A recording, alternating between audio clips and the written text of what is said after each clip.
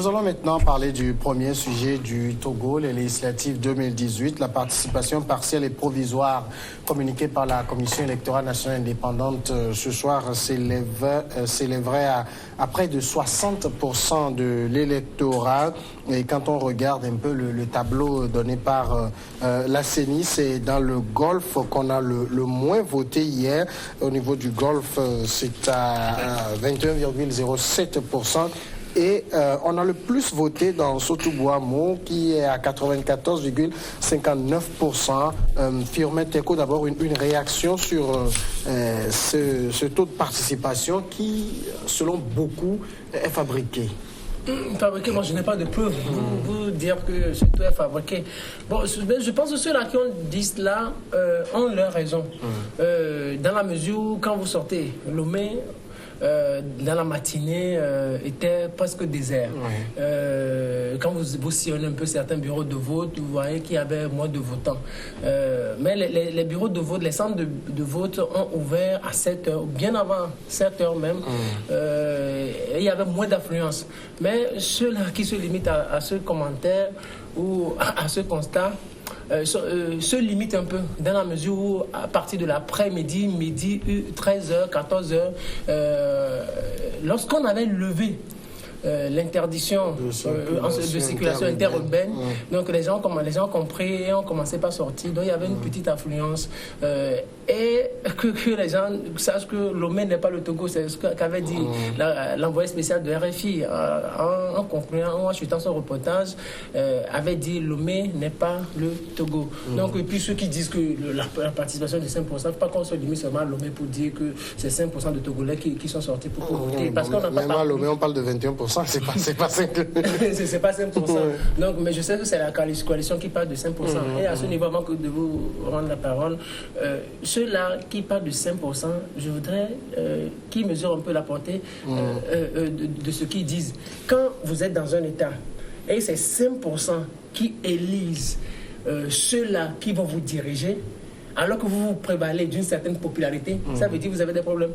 Si c'est 5% qui vont vous dicter des lois à suivre, donc ça veut dire que vous avez des problèmes. Il faudrait qu'à l'avenir, réfléchissent un peu politiquement avant de réagir. Germain, ce chiffre de près de 60% communiqué par la CENI, ça vous semble fiable de façon empirique au vu de ce que vous...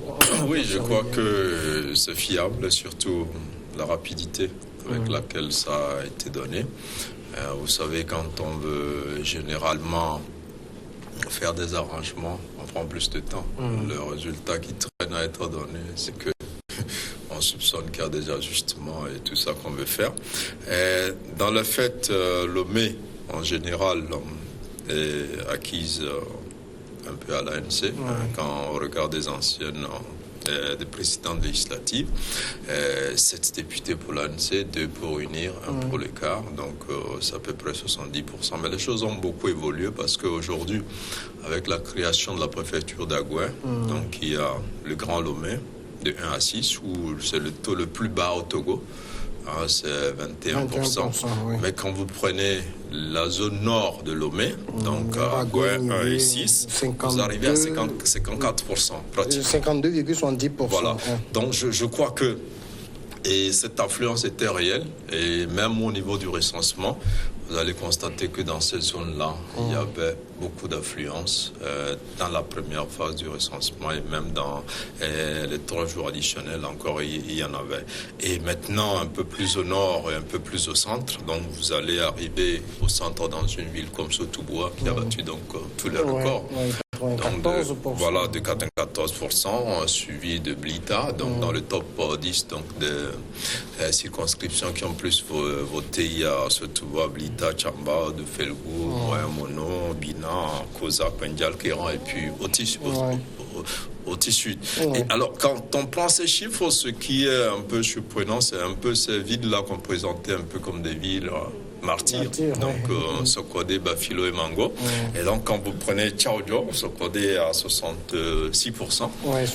Et Assoli est à 84%. C'est assez surprenant. Et puis, Oti Sud. Donc, vous voyez qu'un travail a été fait. pendant que les autres étaient dans les rues à Lomé et qu'ils ont laissé l'intérieur du pays désert. UNIR s'est réorganisé juste au lendemain du 19 août, donc en mettant en place une organisation par région. Et donc un travail sérieux a été fait. Et une sensibilisation aussi a été faite. Mais là, c'est le taux de participation. Maintenant, après, on verra dans les détails qui a obtenu quoi par rapport à cela. Et c'est satisfaisant finalement ce taux national donc, qui dépasse les 56%. Donc c'est assez intéressant. Maintenant sur les réseaux sociaux, on en parlera même de 1%, on parlera de 5%. C'est vrai que dans certains bastions acquis à l'opposition, où les gens étaient empêchés pratiquement, convaincus ou dissuadés donc d'aller voter. Et il n'y avait pas grand-chose. On a même vu des gens s'ennuyer dans les bureaux de vote parce que le boycott avait été presque totalement suivi. Donc c'est tout à fait normal. Mais Lomé, c'est un peu aujourd'hui le golf et puis le Grand Lomé et puis c'est Golf 1 à 6 qui a fait un score assez intéressant, un peu plus de la moitié, donc un peu plus de 50, autour de 54%. Alors, à Yves Alogno, quand la coalition de son côté, dans son communiqué aujourd'hui, a parlé d'une participation de 5%, est-ce qu'on doit prendre ça au sérieux? Parce que quand on n'est pas candidat, on n'a pas observé les élections, comment on peut fabriquer une participation? Vous savez, j'ai beaucoup de peine à parler de ces législatives qui étaient passées hier, puisque c'était de la mascarade totale. Et je suis... Mascarade dans quel sens? Je suis choqué, et non seulement choqué, mais indigné de ce que j'ai pu constater en faisant le tour hier dans les bureaux de vote de Lomé, et quelques échos que j'ai eus de correspondants depuis la ville de Sokodé, c'est-à-dire à l'intérieur du pays.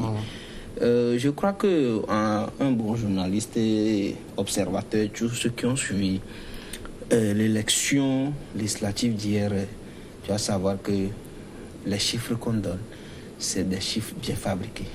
C'est tout.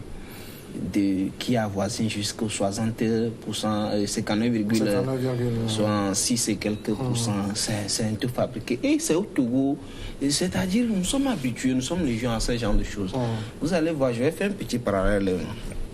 Quand il y a un problème au Togo, c'est cette année qu'on dit qu'il y a beaucoup de progrès. Par exemple, quand nous prenons les examens du bac de l'année dernière, on a eu beaucoup de mouvements, beaucoup de revendications. On n'a pas, quand on décompte le nombre de jours qu'on est resté en classe, c'est-à-dire c'est moins que le nombre de jours restés dehors. Mais c'est cette année-là qu'on a eu le plus gros taux. Vraiment, quand vous alignez tout ça là, vous ne devez pas être surpris de ces chiffres qu'annonce la CENI. Et vous avez posé la question de savoir l'opposition qui n'a pas participé aux élections, tout ça là, et donne ces chiffres. L'opposition aussi fait partie de la classe politique. Eux aussi, ils ont mis leurs moyens sur le terrain quand même pour pouvoir apprécier ce qui s'était passé. Ça veut dire qu'en fait, on n'a pas vraiment boycotté, c'est ça? On a boycotté, mais quand même, ce n'est pas parce qu'on a boycotté qu'il ne faut pas porter un regard pour pouvoir donner son point de vue après. Parce que doit avoir parlé. Vous croyez plus dans les 5% de la coalition, c'est ça? Oui. D'accord. Oui. Et non, je voulais dire quelque chose à Pimé. Oui. Pimé, en chutant, il avait dit que si c'est 5% qui avaient élu ceux qui sont censés nous citer des lois, c'est que il y a problème et c'est que l'opposition il a lancé plus de pics à l'opposition. Il dit que il faut que l'opposition réfléchisse avant de. La question qui doit se poser normalement, pourquoi on en est arrivé là à ce que 5% seulement acceptent de choisir les élus du groupe. Encore faut-il que ce soit 5%. Oui, je ne peux pas dire que c'est ça, mais si le chiffre était vrai ou bien le taux était bas, pourquoi on en est arrivé à un taux plus bas. Ce qu'on n'a jamais connu. Je vais réagir un peu à ce que l'activiste politique vient de dire, mais tout d'abord à ce que j'aimais dire tout à l'heure. Je pense que la CENI n'a pas été rapide. Je me demande ce qui n'a pas fonctionné. Parce qu'en 2013, le soir même du vote, on avait déjà commencé par donner les premières tendances. En 2013, moi je me rappelle très bien, le 25 juin 2013, moi j'ai passé des heures à la CENI, donc on donne les résultats, on donne les premières tendances. Il y a eu plus de bureaux de vote cette année, c'était 6 000 bureaux de vote à l'époque. En 2013, ça fait plus de 8 000 bureaux de vote. Aujourd'hui, les moyens sont beaucoup plus développés. Aujourd'hui, le WhatsApp fonctionne. En 2013, il n'y avait pas de WhatsApp, où c'était pas encore... comme nous l'avons aujourd'hui. Oui, c'était pas tout répandu à l'époque. Mais je me demande ce qui n'a pas marché. Il y a plusieurs modes de transmission. Oui. Il y a au moins 3 modes de transmission. Oui, je me demande ce qui n'a pas marché. Mais ils ont trop tardé. La CENI a trop tardé. Au moins jusqu'à hier nuit, on pouvait donner les premières, même si c'est pas le taux de participation, au moins les premières tendances pouvaient tomber. Donc je me demande ce qui... la présidentielle. La présidentielle, c'est plus facile encore. Oui, les législatives de la CENI, aujourd'hui, dans certains pays, on donne les résultats. Même à 20 h déjà, on connaît déjà les premières tendances. Donc que les autorités togolaises multiplient leurs efforts pour qu'on puisse connaître les résultats à chaque minute que ça tombe. Voilà. L'autre chose, moi je voudrais que les autorités sachent ceci. Si nous avons eu une faible participation à Lomé, cette question doit interpeller le premier responsable du pays, le chef de l'État. Cette question doit interpeller le gouvernement. Même si c'est un Togolais qui décide de boycotter les élections, mais il faut que le chef de l'État soit interpellé. Il faut que c'est un droit aussi. C'est un droit. Mais s'il y a des Togolais, n'oubliez pas qu'il y a des Togolais qui ont suivi le mot d'ordre de la coalition.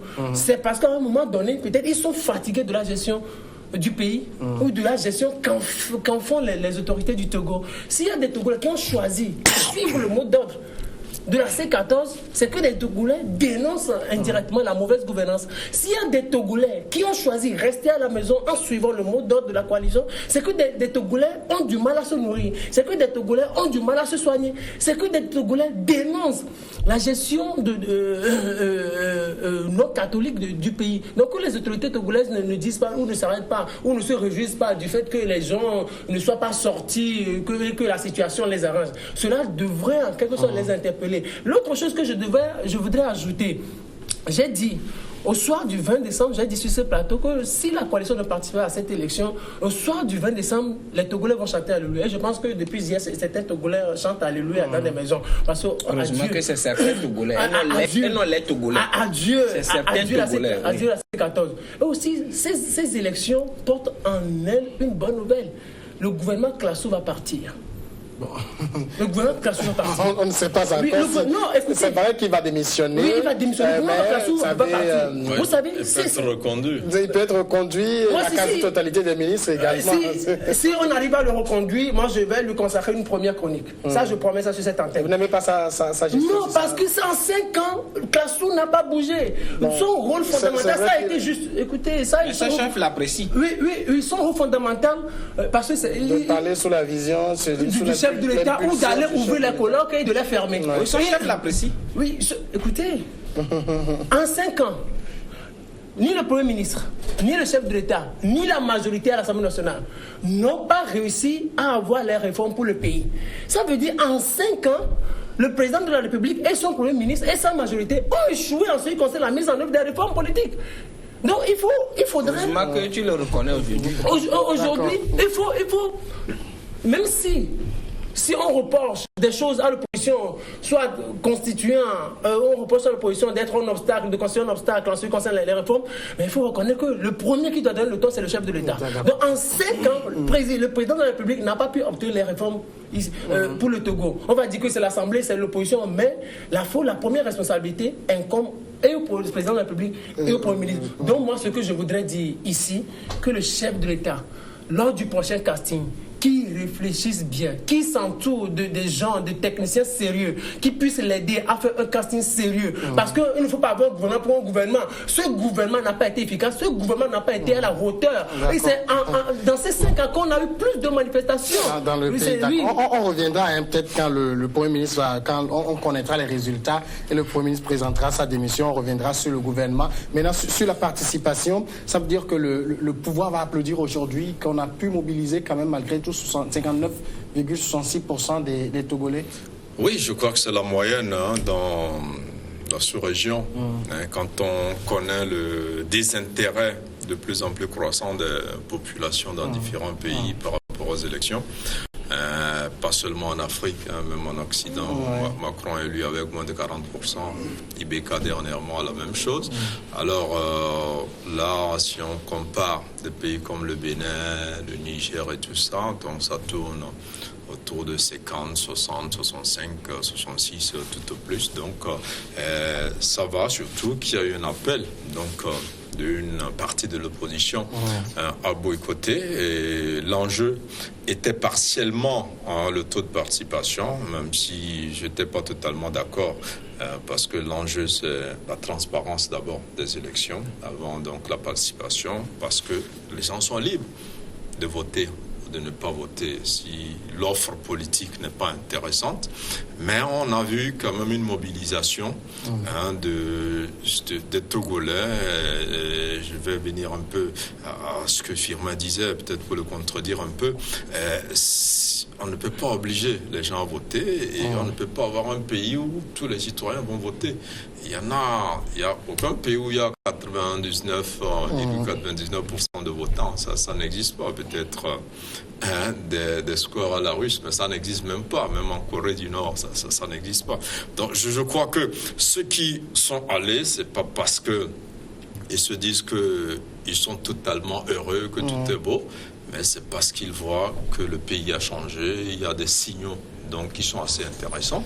Et ce que Christian disait tout à l'heure, il dit que c'est au Togo qu'on peut voir quand il y a plus de manifestations, plus de grèves, qu'on a de bons résultats et tout ça. Je vais le rattraper maintenant, je ne vais même pas rester sur le plan national. Mais il y a eu toutes ces manifestations depuis août. Mais l'année 2017-2018 a été, et le Togo a été le pays le plus visité par les touristes, par exemple. Ça n'a pas empêché le Togo d'être la plus grande progression en Afrique en ce qui concerne doing business. Tous ces fracas au Togo n'ont pas empêché que le chef de l'État qu'on lui confie de grandes fonctions sur le plan international.